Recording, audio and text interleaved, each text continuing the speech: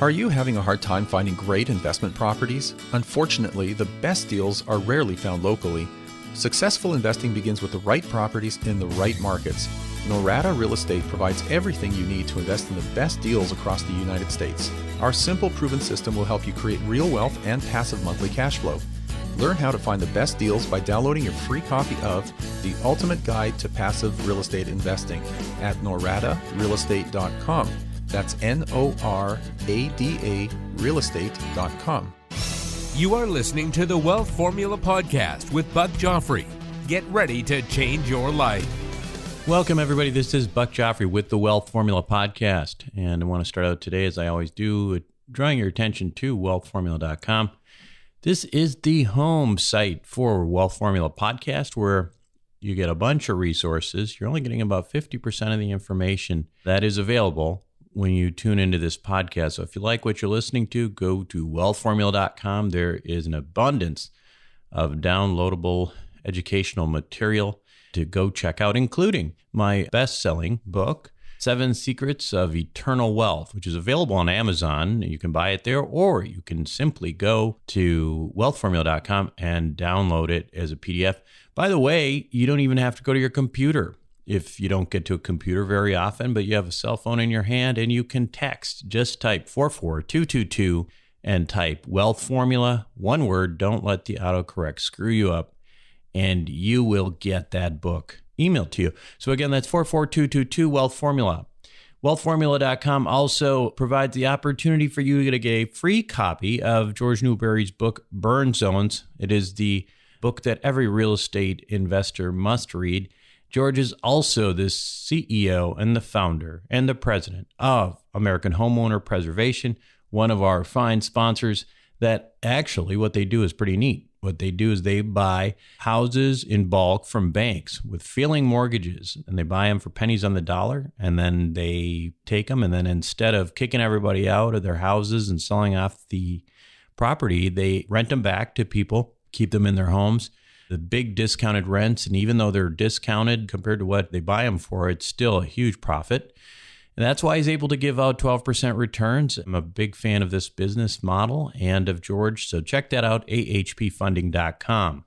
Now, as far as today goes, I want to sort of circle back to a topic that we hit on in a widget, in a weekly wealth widget. By the way, you can get those on wealthformula.com too.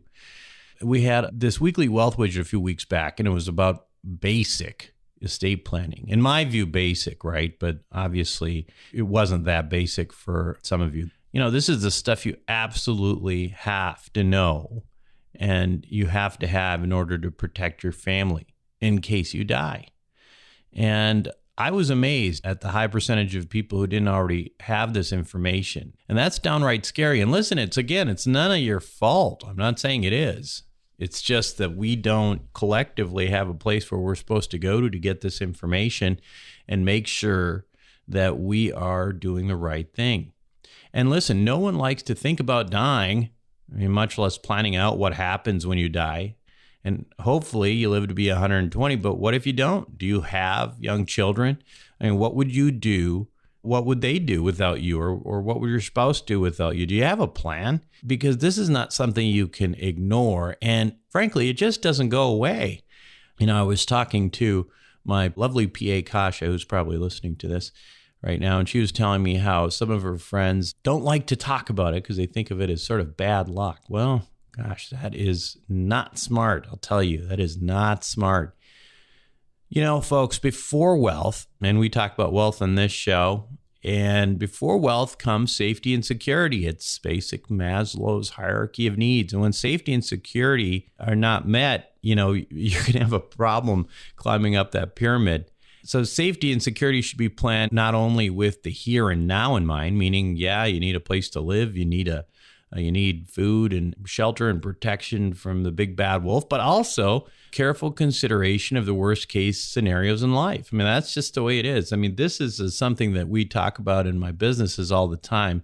One of the things that my job is in my businesses is always to look for what we call icebergs. We look for things that could happen, and we try to mitigate the risk of those bad things way ahead of time. So if they do happen, then we have a plan. But that's what estate planning is in general. So this week's guest on Wealth Formula Podcast is going to be really, really important for everyone to listen to.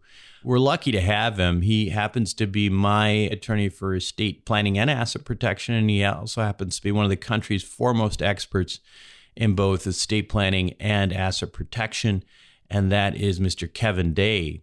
So unless you are 100% sure that you and your family are covered, do not miss this show. We will be right back with Kevin. Hey guys, it's Buck Joffrey with Wealth Formula Podcast. Are you sitting there on the sidelines waiting to put your money to work? Well, I've got something that you probably never even heard about. How about cashing in with cash machines? You know, ATMs. Yep, you can actually make money every time someone makes a transaction by owning a machine yourself. Now, this has actually been an incredibly profitable asset class utilized by the ultra-rich for decades. And now it's available to you through my friend Dave Zook, founder of the Real Asset Investor. How does just under 25% cash-on-cash return sound to you? And what if that money was mostly tax-free because of depreciation? Sounds too good to be true, right? Well, it isn't. Dave's ATM team has a tremendous track record that has consistently outperformed even these impressive pro formas. So if you've got lazy money sitting around, check it out. Contact Dave and his team at therealassetinvestor.com. Again, that is therealassetinvestor.com, or email him at info@therealassetinvestor.com for more details. Listen, opportunities like these don't come around every day, so get in touch now and cash in with cash machines. Welcome back, everyone. Today, my guest on Wealth Formula Podcast is Kevin Day. Now, Kevin is one of the leading estate planning and international asset protection attorneys in the United States. He's co-authored numerous books on the subjects of lawsuit protection, offshore money strategies, asset protection, tax havens, and privacy planning. His extensive expertise in the field of lawsuit protection makes him a frequent guest speaker at conferences and seminars throughout the country. Kevin's clients include noted actors, athletes, and numerous high net worth individuals, but also many small business entrepreneurs and high paid professionals like doctors, lawyers, and engineers, people who are listening to the show. And of course, he is my asset protection attorney as well. Thanks for being on Wealth Formula Podcast today, Kevin. Thank you very much, Dr. Buck. So let's get started here. Now, Kevin, you do some fairly complicated stuff, which I love, and we'll get into some of that later. But I sent out an email to my list a couple weeks back, and I was talking a little bit about estate planning, and I was sort of astounded by how many people did not have a good concept of even really basic estate planning. And these are people who make, quite a bit of money and have children, etc. So I wanted to back up a little bit and just ask you. So if I'm a doctor and I'm making a few $100,000, I got a young family, and maybe I have a net worth of, maybe $1 million, nothing too much, and my kids are little, what's the bare minimum I should be doing for asset protection? Oh my, I actually thought you were going to go back to the foundational things of estate planning, especially if they have children. You would want guardianship provisions in place, which really is the venue of a will. And you want to make decisions of who are going to rear your children. You don't want the government doing that. And without properly naming who would be the guardian, literally family members will come forward. Hopefully all of them are good and qualified people that you would want rearing your children. But in my particular case, my dad was a sixth grade school teacher. My sister became a school teacher. I like to say I went to the dark side. I get my teaching fix by working with you and the people that you're helping through Wealth Formula. And my sister loves children, but she has a very different life view than my wife and I. Mm-hmm. And her family is from the Midwest, Michigan and Iowa, and all of them have a strong work ethic and kind of a simpler, slower view of the world, which I hope my wife and I continue to hold on to, even though we're on the West Coast.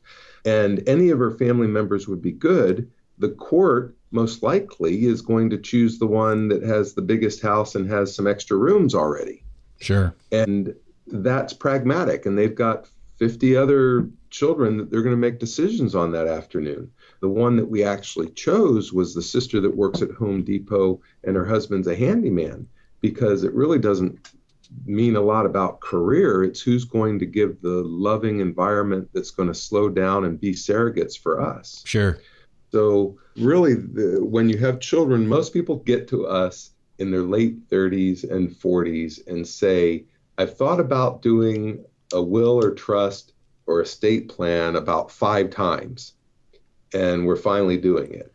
Yeah. And usually it's when they buy their first house or when they have children, when they have the second child. These events kind of make them think about it. But most people, as you found out, don't really tend this. None of us plan to die soon, so we can do that later. Yeah, exactly. I mean, and that's kind of what I'm getting at a little bit, because, I think the other thing is that we don't necessarily get education on this anywhere in particular. And the thing that comes to mind, you need a will, right? You need a will. But the email that I sent out that I wanted to sort of comment on was the idea that a living trust is something probably that most people are going to need as well. Yes. Most people have heard mostly from movies, but they also hear wills and trusts, and they don't get educated as to what these are. And many people have heard, if my estate is small, there's a quick way through probate, even if I have to go through probate. And that's correct. But most states' threshold for a quote unquote small estate is usually around $25,000 to $30,000. So let's back up real quick, Kevin, because I think another thing that I frankly don't think everybody knows is what exactly is probate? Yes. Yeah, probate process, everybody's heard of, but they don't know exactly what it is. And it essentially is, and I'm going to use my mom as an example. If she gets hit by the proverbial bus, or any of us do, our world freezes. No one has legal authority to be on my accounts or run my affairs without government approval. And that is done through a judge in a probate court. So my mom gets hit by the proverbial bus. I cannot go down to her bank and say, here's the death certificate of my mom. Here's my birth certificate with all kinds of people attesting that I am her son. Not only am I her trusted son, but I'm an estate planner. I know exactly what I'm doing. The bank is going to say, we don't care. We need one of two things. We need a court order, or we need the magic language from the legislature, which is called a living trust.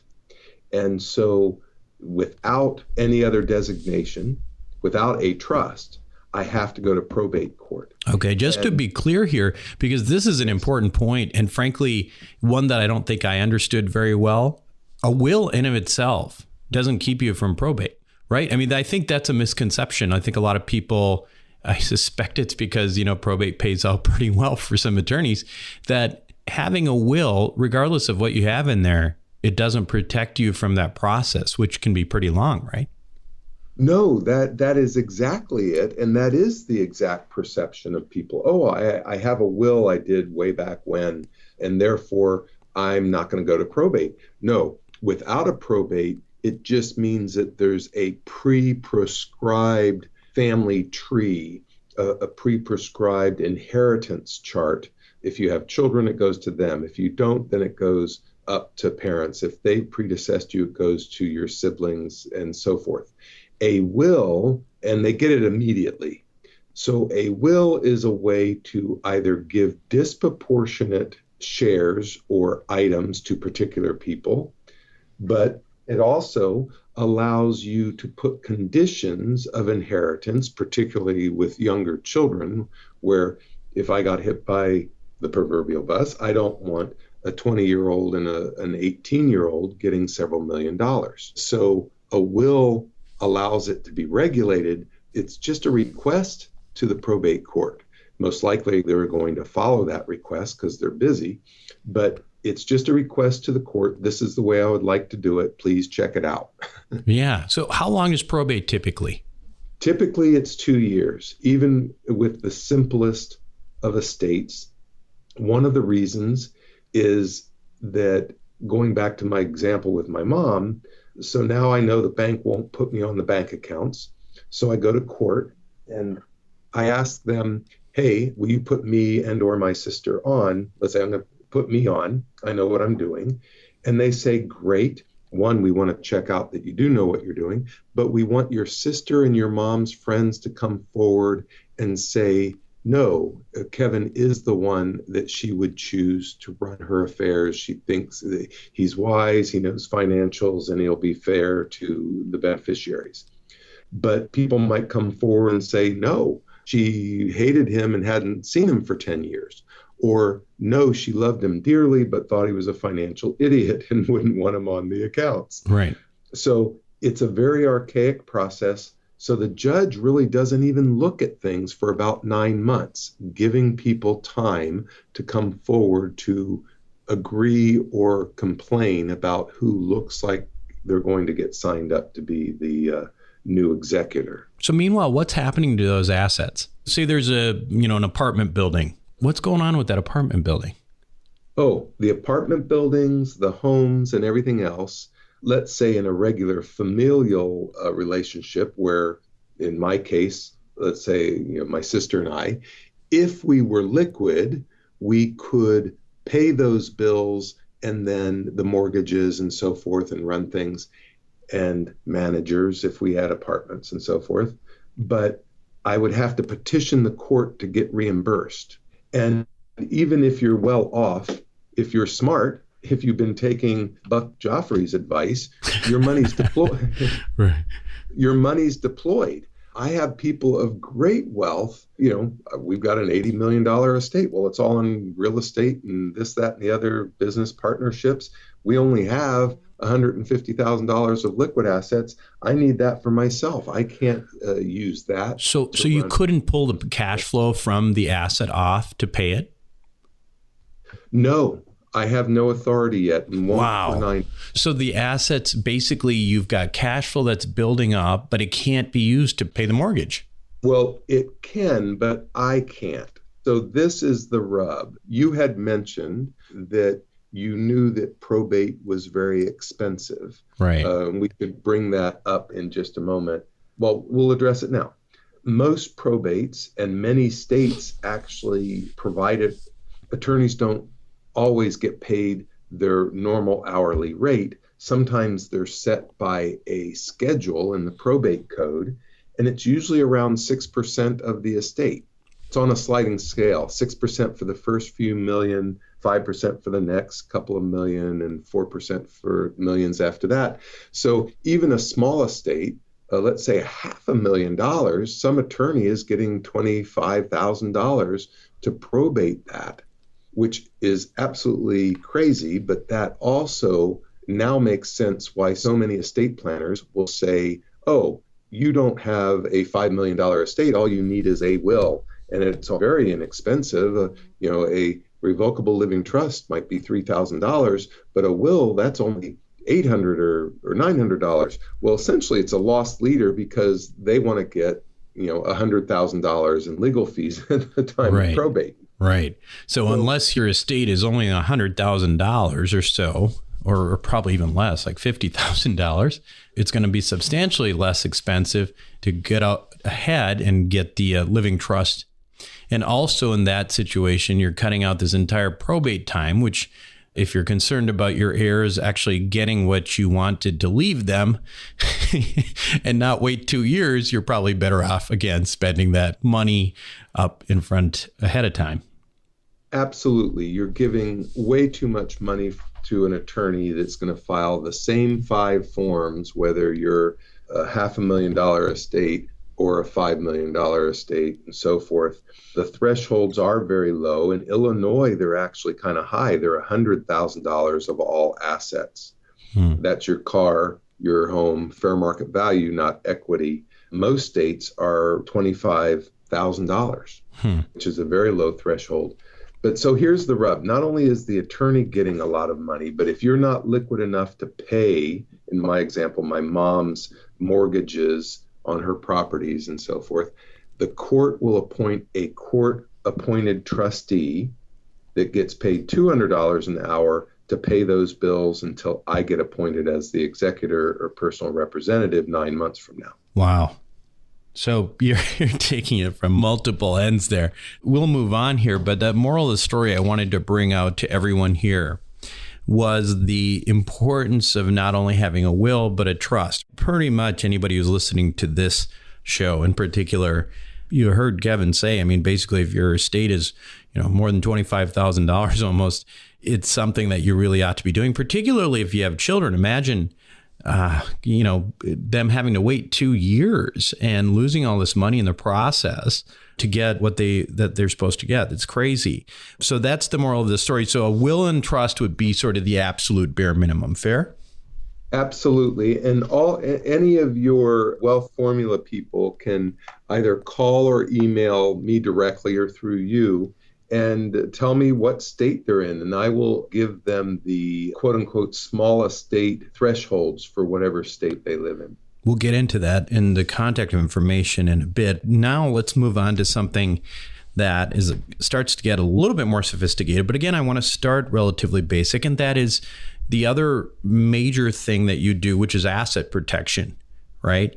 So let's start out, again, pretty basic here. Let's define asset protection. Yes, and I don't mean to be too flippant about this, but asset protection is doing anything, small or big, that puts you and your family's assets in a better position to keep them if a lawsuit occurs. And so it can be some very small tactics that really don't amount to much or seemingly to much, but actually will help you keep your assets and protect your assets. And we have very full, big plans that are appropriate for people, but sometimes you don't need a moat and a giant wall and a catapult. All you need is a picket fence to keep the neighbor kid from riding his bicycle through your rose bed. Right. Well, so I recently bought a moat, but let's say I'm 35.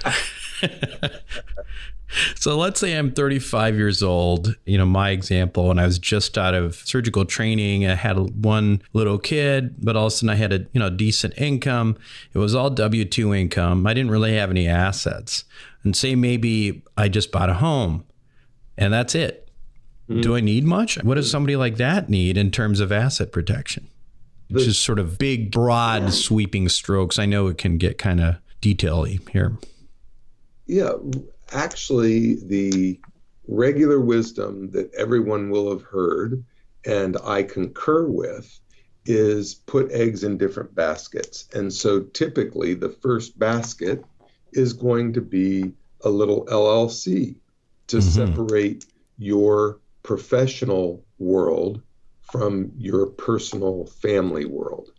And the way our legal system works is that if somebody enters into a contract with Kevin Day Inc. and not Kevin Day, they are legally, whether they know it or not, have been put on notice that Kevin Day's personal assets are not susceptible in the event of some harm that Kevin Day Inc. may give to them. So that's interesting because I think, and again, I would go back and say that I'm pretty darn sure that most people who are out there who are starting to, save or, to invest, whether it's just in the equity markets and stocks, bonds, and mutual funds or et cetera, don't think they need anything. They're just putting, their name on an Ameritrade account or whatever and investing directly. And you're saying, even at this point, you really should be considering an LLC. Is that right? Yes. Mm-hmm. So there's two types of liability that an asset protection lawyer kind of looks at. One is what we call internal liability.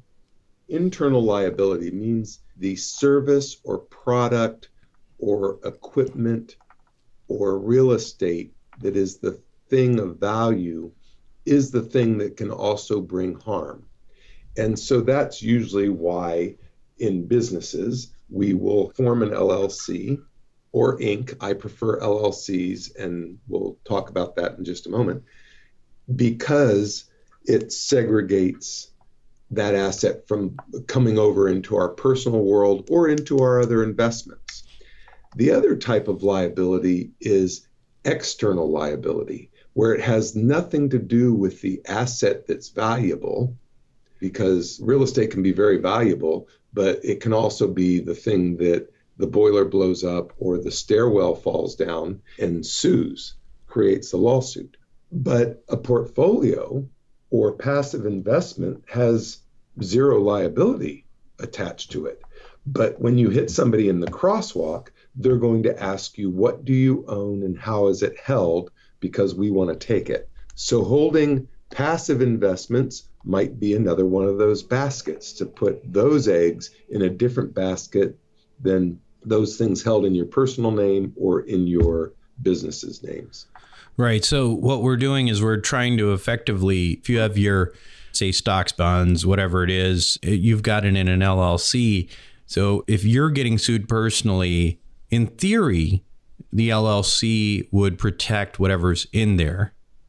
That is a particular reason why I said I prefer LLCs now over corporations, because they will have a roadblock, not a moat, as you said earlier, but there is a roadblock.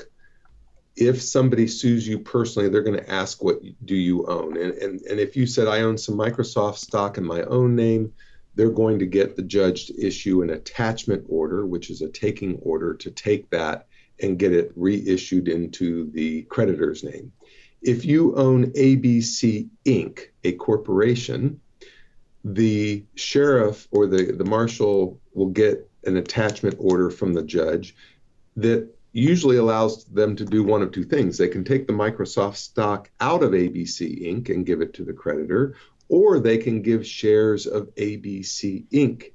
and give it to the creditor. And if they own ABC Inc., then they own the Microsoft stock.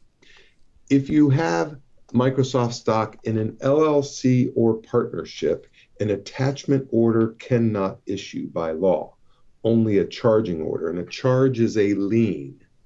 And so the lien means that the creditor has to wait for it. And it usually, but not always, it certainly is an inspiration to get them to settle for less than the judgment, because they have to wait.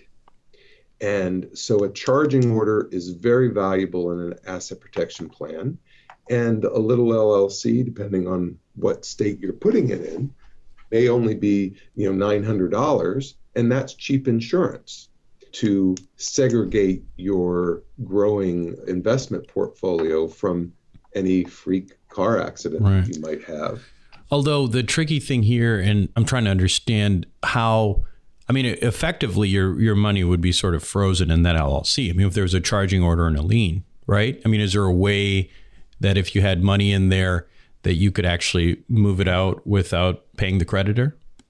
No. Well, without adding a lawsuit-proof trust, but we're trying to keep down simpler strategies at this point. So at that point, it's mostly a deterrent. And presumably, if we're talking about, if we add one layer on and say, okay, now we've got some property, and I think a lot of people who own property, rental properties, et cetera, know, okay, well, now we're probably getting to an area where most people know that you should be owning these things in some kind of an LLC. But at that point, you've got, usually a lot of internal liability, external liability, and of something of significant value. So is an LLC enough? Say you've got $1 million apartment building. An LLC owning the apartment building will protect your home and your portfolio and your other rentals from liabilities that happen on the premises. So a boiler blows up, especially in an apartment. It can be in a single family residence. Most people don't have insurance for 4 lives. They have insurance for slip and falls, a gash, perhaps some kind of mold problem, but a significant event on a property will get outside of normal insurance limit. So you'll lose that particular property. But the point of an LLC is not having it come and take your home, your investment portfolio, and your other rentals. Right. So a lot of times you hear about the next level up being not necessarily to the point where you've got a trust involved, but you've got a holding company. What good does a holding company do you, if at all? And how would you implement that? Well, the holding company is usually one, it does throw up another wall. It's still in the chain of ownership if somebody is suing you personally. But if you have a holding company that has at arm's length contracts to manage or deal with the assets down below, the law does require that these business entities are recognized. And if you're pulling money away from those assets that make money and you're not having to spend them to live on, so let's say you have your W-2 income, that's plenty to live on. You actually have extra money. That's why you've been able to buy some rentals. You want the rental income to continue to grow to buy another item that's going to make money for you. If that money's up at the holding company, then that will segregate it from the liabilities down below. Right. It'll protect the rental money, but won't protect the property itself, obviously. Correct. So because you hear so much about the holding company is, well, that's what you need, a holding company. But to me, again, it doesn't seem to be doing as much as sometimes we think it is. At that point, the next level up. So how do you get more protection? Let's talk about that. Now you've got a decent portfolio of rental properties, et cetera, and you're thinking to yourself, gosh, I'm making decent money. I've done a pretty good job of creating wealth and accumulating assets. What's the next step up?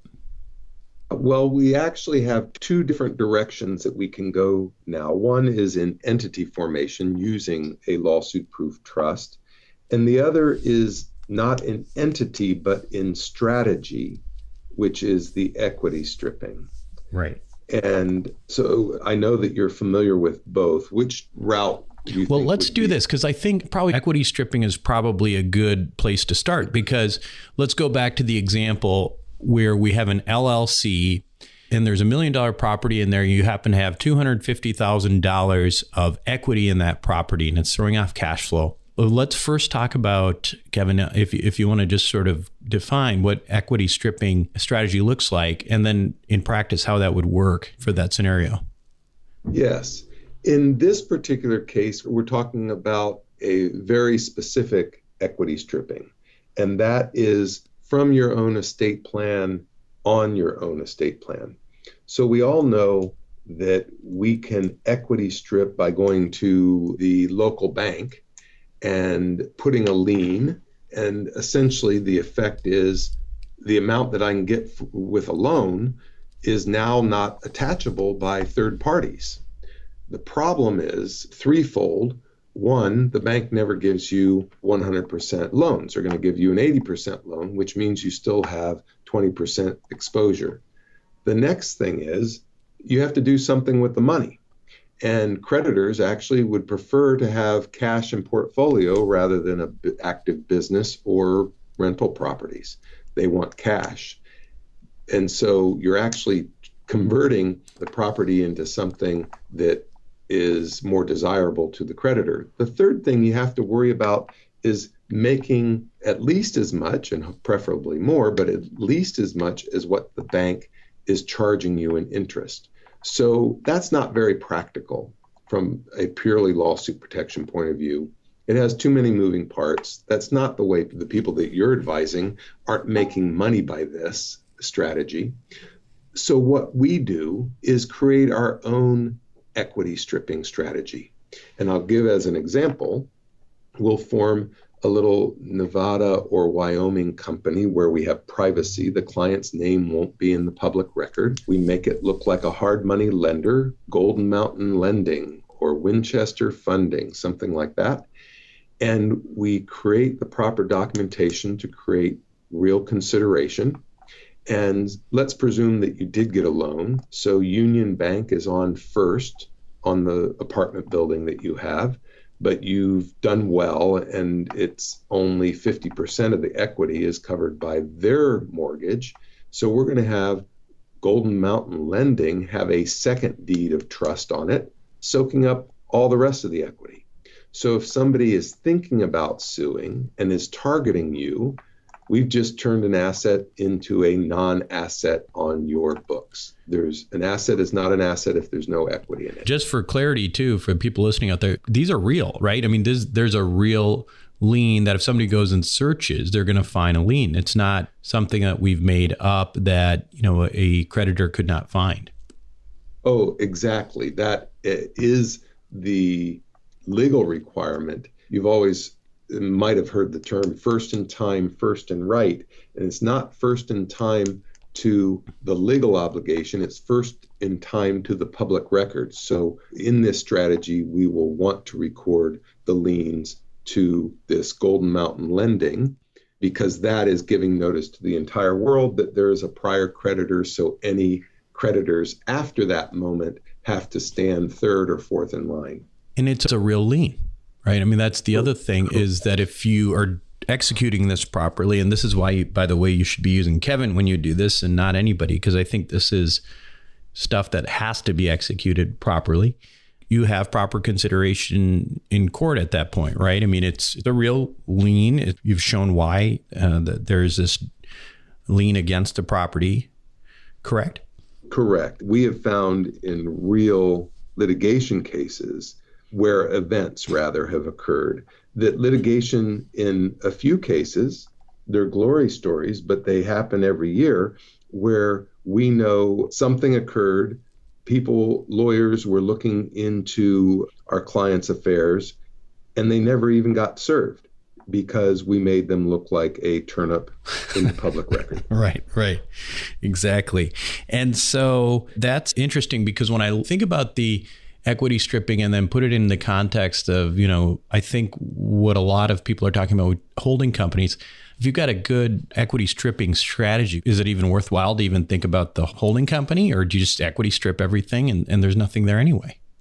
The equity stripping really is the power of the lawsuit protection. Right. A holding company mostly is valuable for administrative ease of the client, because one apartment building or one rental is fine. You don't want 3 different bank accounts. You want a contract that puts the money into one account so you have less of a headache. It's more value there on that administrative side rather than the lawsuit protection side. Right. And that's actually really valuable, Kevin, because I know for a fact that a lot of people are really relying on that holding company to do something probably it really may not be doing. Okay, so now let's go into the advanced program. Yes. Okay. So now let's create something that would make any creditor potentially turn around and run the other way on first sight. What would that be? Yes. Well, the irrevocable trusts, whether they're offshore or domestic, are in the eyes of the law an ultimate owner, not just a legally recognized third-party owner. Your company that you own 100% of actually is a legally recognized third party from you. That's why the IRS demands that you charge yourself interest, even though it might be the least allowed by law. But if you get a loan from your company, you need to have an interest rate. You need to have a contract. So there's all these formalities that the law requires, even if it's you and you. But because you're still the shareholder or member in the LLC of these underlying companies, the chink in the armor, so to speak, is that if the liability comes to you personally, it has nothing to do with the business or asset or service that you provide. They're suing you personally. It comes down that chain of ownership, whether it's into a company that owns an LLC that owns the apartment building. There can be 3 companies or 16. If they get to take the first one, they have everything down that chain. So irrevocable trusts are ultimate owners. In our legal system, we only have 2 ultimate owners, a flesh and blood human, you, nobody owns you, and nobody owns an irrevocable trust. And that's one of several reasons why they're lawsuit proof. And so what we want to do is start looking asset by asset, company by company, and decide what is zero or very low liability and get it out of your name and put it into the irrevocable trust. Before I started working with you and I heard the term irrevocable trust, the thing that came into my mind was, well, gosh, if it's irrevocable, then I can't ever touch that money again. Right. So, and that is a good perception. If you're doing an irrevocable trust, a red flag should go up because irrevocable means not changeable. However, in our legal system, what people have learned, even though they don't know where they've learned it, the irrevocable trust in the United States until 1987 was, let's say, use a nuclear family as the example, a grandparent or a parent putting the asset that they currently own into an irrevocable trust for their children or grandchildren. And therefore, that person setting up the trust could no longer access those assets. So you didn't want to do that unless you had enough to start gifting away to your children and grandchildren. All that changed in 1987 when the U.S. signed the Hague Convention on Trusts. Not only did we sign it, we were one of the main proponents of it. And that changed our world for entrepreneurs and high net worth professionals. They could set up an irrevocable trust and name themselves as the beneficiary. So in drafting, we aren't drafting this for Carnation grandparent, not knowing what their grandchildren's personalities will be and what kinds of restrictions and safeguards. So let's put a lot in there just to be safe and smart. We're being the secretary and scribe for you, the entrepreneur. And how do you want your irrevocable trust written? Trustee, give me anything whenever I want it. Make me happy whenever I ask, right? Unless I'm asking under duress. So if I have a lawsuit going on and the judge has asked me to get the stuff back, and then I ask you to give me the stuff back so I can give the judge, that's when you're not supposed to give it to me. And even though it's so broadly to take care of liberally the person that's the beneficiary, that one restriction is enough to make it an irrevocable trust under U.S. law. So in practical terms, how do these things get structured? Obviously there's ways to do irrevocable trusts in the United States. You could do it offshore. How do you get to that point and decide which way you're going to go, and why would you go a certain way? Yes. Well, the one more step before that, as you had mentioned, we have in 1997, the U.S. started passing similar laws in some states. We're up to 15 states that allow irrevocable trusts where you can name yourself as a beneficiary. And it really comes down to expense. The domestic versions are $8,000 for these types of lawsuit-proof trusts. And I think everybody would agree that's cheap insurance to get something that's truly and legally out of your name, that you can, I'll use exaggerated terms, you can thumb your nose to the creditor if you set this up prior to any liability and show them exactly what you've done. And right. The law should still support it. So we'd rather rely on privacy and not letting them know where all these buckets of money are, because then they stop salivating. But if we had to show it, we want it to work anyway. And $8,000 is actually very inexpensive to get this kind of lawsuit protection. Right. It will cover any exception in insurance policies. It doesn't care whether there's exceptions. It doesn't care whether the damage is higher than insurance caps that you've got on your insurance. It gets things out of your name, which means your creditors can't get it. So the thing with offshore trusts, they're not inexpensive. At the we have them at the high end at $48,000. Our least expensive is $18,900.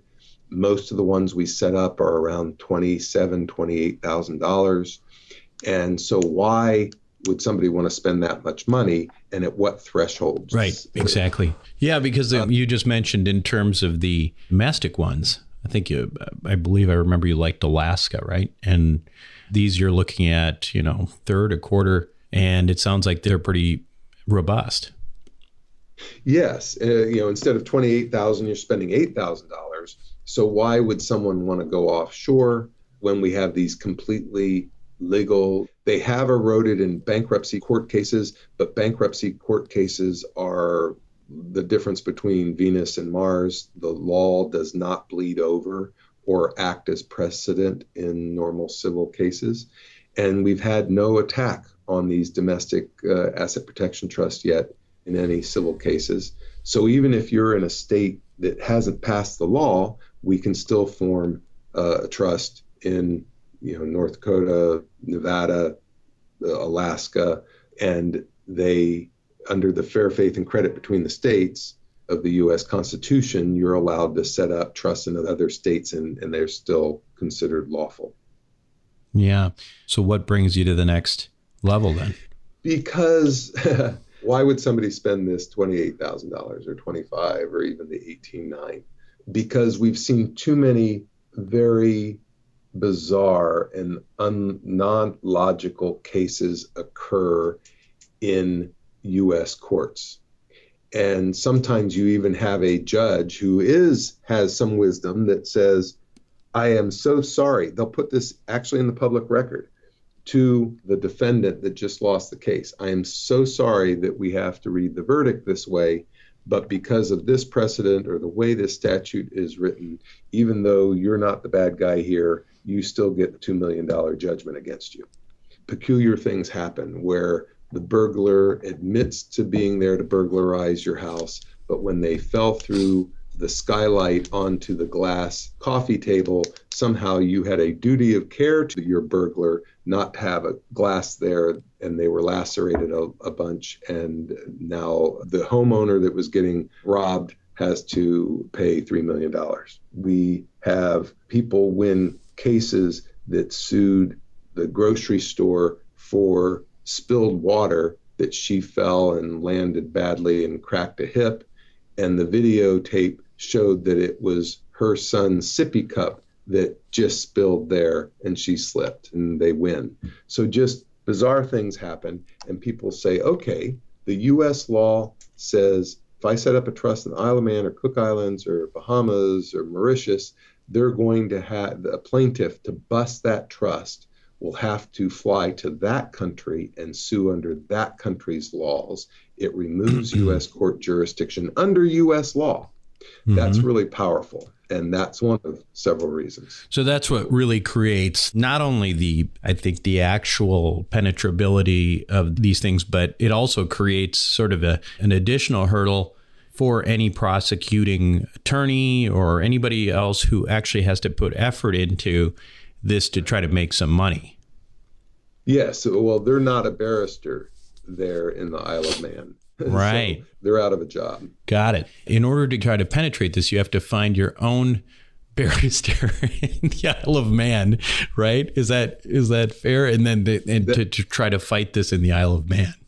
That is correct. And there's no contingency fee attorneys in most of the rest of the world. That was unique to the U.S. We've infected one or two countries, but none of the jurisdictions that have this lawsuit protection type of legislation have contingency fee lawyers. So you're going to have to put up real cash to run the case. And we're the only country in the world that is not a loser pays system. The rest of the world says if you run a case and lose, you have to pay that person's all their fees and costs, which makes the person more responsible in thinking about how successful they think they will be, even if they feel they truly were harmed. If they don't have the evidence behind it, they still might not run the case. They're going to be more judicious. Here in the United States, there's no incentive to be cautious or smart or anything. It's a lotto system. Yeah, no kidding. So I think a lot of the doctors out there are feeling it right now, what we're talking about. And this is, we see sort of frivolous stuff all the time. Kevin, this has been fantastic. Now, tell me in terms of your practice, it's Day & Associates. I believe it's day-law.com, right? Day-law.com. Yes. Obviously I've really enjoyed working with you myself and give you a ringing endorsement, but also give our audience a little bit of background on how your firm is different. I know we talked about it a little bit in the introduction, but tell us what you guys are all about, who your ideal client or your typical clients are, and that sort of thing. I really do enjoy the education side, and I guess I'm going to attribute that to my dad's gene. And my job as an attorney is to protect you from all those nasty lawyers, and there's unfortunately too many of them, and they're being hatched every day. So my job is to try to do, whether even on the estate planning, my job is to try to emancipate the client from lawyers and the big cost of probate and the big cost of running a lawsuit. We want to change the paradigm, not only so they can't get the asset, but we want to give them all the disincentive to even start a lawsuit. And we can do the planning to do that. And because we've enjoyed success, I wrote a bunch of books in the early 90s, and there weren't any practice guides. So I was on all the initial speaking series back in the early days. And so I get referrals from all over the country. And I enjoy the small entrepreneur that has $1 million and more than half of that's their home. So they're just getting started. The protection of their home and their little bit of investments is almost more critical to their lifestyle than somebody who's been around for a while, had the opportunity to build a large estate. They can get lawsuit and their lifestyle isn't going to change that much. The smaller entrepreneur is where I feel I really need to, within their budget, give them a roadmap, for one, of where to build, two, so that they're not wasting money in the interim, having these little side developments that we toss out next year as they get bigger. We want a roadmap and we want to build in the right direction, but we want to stay within reasonable budgets. Right. And you do actually do some free consultations as well, is that right? Absolutely. We normally give a half an hour free consultation, but to all of Dr. Joffrey's people, we give an hour free consultation. That's fantastic. So hopefully people out there, I highly recommend you get on the phone. And it's really amazing to me how many of you, listen, I'm not trying to guilt any of you out there, but I'm shocked by how few of you have really adequate plans here from estate planning and asset protection. And, the goal obviously, on the show is we talk about building wealth, but you also have to preserve it. And it just takes one little fender bender, and it doesn't even have to be you. It could be somebody on your property, trips and falls or something like that. And before you know it, all this money you're working for and all these assets that you've accumulated over time, you're suddenly putting them at risk. So I highly recommend that anyone who is in that situation where, you really haven't addressed some of these things that we've talked about today, contact Kevin's office at day-law.com. And if you forget that, you can also just email me at buck@wealthformula.com, and I'm happy to connect you with his office. So Kevin, thanks so much for being on Wealth Formula Podcast today. Absolutely. Thank you for having me on. I've always enjoyed the people that are learning so much from Wealth Formula and from what you provide them. I hope you all enjoyed that great discussion with Kevin Day. Kevin is such a great guy, salt of the earth. Generally speaking, attorneys sometimes are not the most likable people in the world, but Kevin is so likable. He's such a great guy, and he is so smart. So I highly recommend, for those of you who don't at least have the estate planning part of this, consider contacting Kevin. Obviously, there's lots of attorneys out there, but in my experience, one of the things you got to be real careful about is that not all attorneys, just because they do the same kind of stuff, are created the same. And, when we first got our living trusts done, got them from some guy who was supposed to be specialized in the area of estate planning. And it turns out he totally screwed some stuff up. And I figured that out from another attorney I had after him. And so you just don't want mistakes on this stuff. This is really important paperwork to get right. So I highly recommend that. Check Kevin out. I also use him for asset protection. He's as good as they get. So that's the call to action for this week. And hopefully this was helpful. probably not the sexiest of topics out there, but it's something you got to have, right? It's all about safety and security. So with that, I will leave you. This is Buck Joffrey with Wealth Formula Podcast signing off. Thank you for listening to the Wealth Formula Podcast. Visit us on the web at wealthformula.com. The information contained in this podcast are opinions, not fact. As always, consult your own financial team before making any investment. See you next time.